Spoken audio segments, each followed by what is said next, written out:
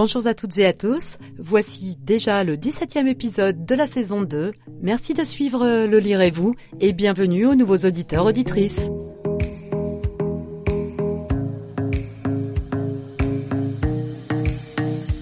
Alors aujourd'hui, on va oublier les romans, les essais, les polars. Pourquoi ? Parce que toute lecture est bonne. Allez, c'est parti. Alors j'ai eu des milliards de fois cette discussion vraiment récurrente en tant que libraire. Le parent arrive, flanqué le plus souvent de son ado complètement désabusé, et ce parent me dit « Je veux un livre, mais un vrai livre pour mon enfant, je veux qu'il lise cet été, parce qu'il lit pas, c'est le drame !» Et dès ma première question, je me rends compte que l'enfant il lit des BD, des mangas, il lit quoi. Mais le parent n'en démord pas, il veut du Pagnol, il veut du Zola, il veut un Goncourt, un vrai livre quoi, vous comprenez ? Alors que ce soit bien clair, toute lecture est bonne. Il n'y a pas de mauvaise lecture. Déjà, pour commencer, on n'a pas tous le même imaginaire. Et ça, c'est super important. Certains s'envolent avec des mots et d'autres auront besoin d'un support imagé pour s'envoler. Et il est où le problème ? Moi, j'en vois aucun. On a la chance maintenant d'avoir des tonnes de rayons complètement différents. Par exemple, on a le rayon roman graphique. Alors oui, roman graphique, ça fait toujours mieux quand t'entraînes le parent au rayon BD, parce que tu le vois bien que le môme il est au bout de sa vie. Donc, le roman graphique, c'est pas compliqué. Ce sont des romans que l'on connaît tous et qui sont transposés en BD, tout simplement.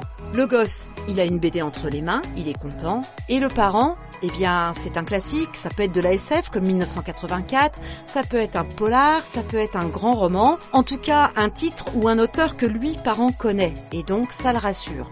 Mais je persiste et je signe, les BD sont de la lecture, les mangas sont de la lecture, un magazine télé, magazine automobile, le programme culturel du mois de la ville, tout ça c'est de la lecture. La lecture, ça sert à s'évader, ça sert à apprendre, ça sert à provoquer des échanges avec les autres, ça sert à ce que notre cerveau divague à partir d'un tout petit déclic. Et tout ça, ça peut provoquer un déclic. Alors, ça marche aussi pour les adultes.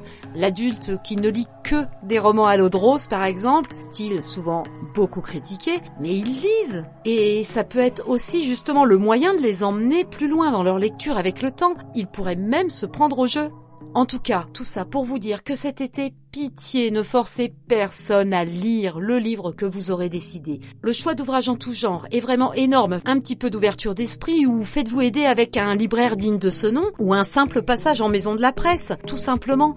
Et vous pourriez retrouver l'ignare, plongé dans une histoire ou dans un article merveilleux qui va l'emmener beaucoup plus loin que vous pourriez l'imaginer. En tout cas, belles vacances à tous.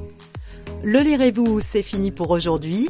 Si vous entendez ce message, c'est que vous avez écouté jusqu'au bout. Et pour ça, merci du fond du cœur. J'espère qu'il vous a plu. Si c'est le cas, je vous invite à laisser un avis sur la plateforme où vous l'écoutez et à partager l'épisode autour de vous. Et à bientôt. Ciao.